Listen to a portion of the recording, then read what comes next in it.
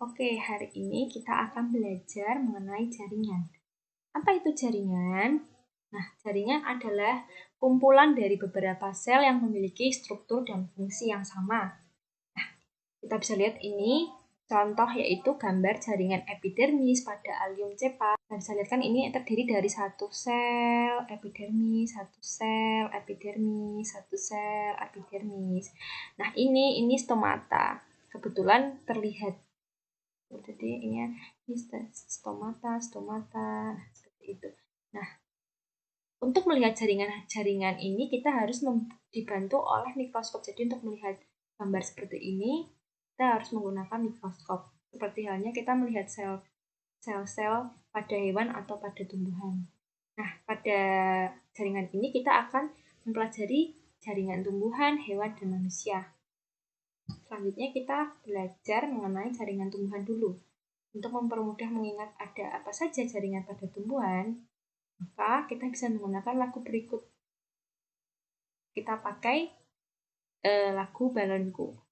Nanti ibu nyanyi, kalian ikut menyanyi ya.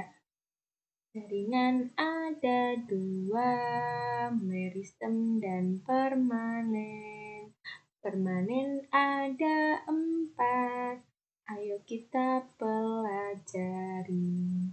Epidermis si pelindung, parenkim si pengisi, kolenkim, sklerenkim si penyokong, silem, floem si pengangkut. Nah, ini nanti bisa kalian gunakan untuk memahami dan menghafalkan apa sih jaringan tumbuhan. Nanti ini berguna sampai nanti kelas 2 juga nanti akan membahas jaringan tumbuhan secara lanjut. Paham ya? Nanti kalian bisa berlatih sendiri. Selanjutnya, nah jaringan tumbuhan itu dibagi menjadi dua bagian besar. Yang pertama ada jaringan meristem dan yang kedua ada jaringan permanen. Untuk jaringan meristem ini adalah jaringan yang tersusun atas sel-sel muda dan bersifat aktif membelah. Nah, biasanya ini jaringan meristem karena dia aktif membelah, dia terletak di ujung akar, ujung daun, ujung batang.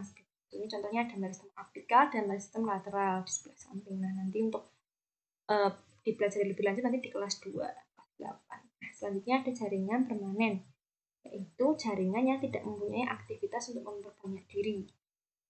Jadi jaringannya tidak membelah seperti jaringan meristem tadi yang selalu membelah, kalau permanen tidak. Nah, jaringan permanen ini terdiri dari 4 bagian. Yang pertama ada jaringan epidermis, jaringan parenkim, jaringan pengangkut, dan jaringan penyokong. Nah, selanjutnya kita belajar tentang jaringan epidermis. Kalau kalian bisa lihat pada gambar itu, jaringan epidermis terletak di atas setelah kutikula. Kutikula itu lapisan lilin. Jadi di bawah lapisan lilin. Jadi kalau kalian pernah memegang daun itu kan agak kasar-kasar licin. Nah, itu adalah kutikula atau lilin. Nah, epidermis letaknya di bawah kutikula ini dan di bawah dari jaringan yang lainnya. Jadi di bagian permukaan daun yang sebelah menghadap ke atas itu di jaringan epidermis atas, yang di bawah juga ada. Jadi bentuknya kalau kita lihat ini bentuknya selnya rapat, disusun rapat karena kan dia berfungsi untuk melindungi jaringan yang di bawahnya seperti itu. Ini contohnya gambar jaringan epidermis pada daun. Lanjutkan lagi ada jaringan parenkim. Apa itu jaringan parenkim? Jaringan parenkim adalah jaringan dasar yang terdapat di antara jaringan-jaringan lainnya. Bedanya dengan epidermis tadi, dia selnya persegi banyak dan terdapat rongga atau ruang antar sel. Jadi antar satu sel dan yang lainnya tidak rapat sekali, tapi ada celah-celah atau ada rongga-rongganya. Nah, jaringan parenkim ini berfungsi untuk menghasilkan makanan dan menyimpan cadangan makanan. Kenapa fungsinya ada 2? Yang pertama, menghasilkan makanan ini biasanya terdapat di jaringan parenkim di daun, karena di daun itu jaringan parenkimnya mengandung kloroplas yang berfungsi untuk melakukan fotosintesis atau memasak makanan. Nah, jaringan parenkim yang pada daun itu ada 2, yaitu ada jaringan bunga karang dan jaringan palisade. Nah, kalau di gambar nih, jaringan palisade tuh ini gambarnya. Kalau yang parenkim spon itu ini. bentuknya seperti bunga karang. Karena ini hanya skema, nanti kalian bisa cari sendiri seperti itu. Selanjutnya ada jaringan pengangkut atau jaringan transportasi. Ini terdiri dari xilem dan floem. Nah, Ibu beri contoh yaitu gambar jaringan pengangkut pada batang tumbuhan dikotil atau berbiji dua. Jadi ini contohnya pada batang rambutan, batang mangga, pohon mangga, karena kan itu berkayu. Jadi kambium ini yang menghasilkan kayu seperti itu. Nah, jaringan xilem atau pembuluh kayu ini berfungsi untuk mengangkut air dan garam mineral dari akar ke daun.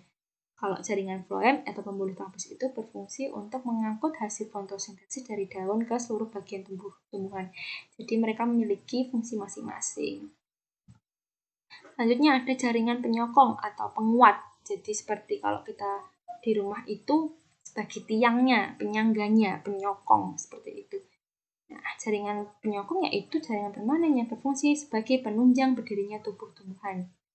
Sel pada jaringan penguat ini akan menebal sehingga mengeras, karena akan berfungsi untuk menguatkan, jadinya dia harus tebal selnya. Kalau tipis kan nanti tidak kuat untuk menyokong.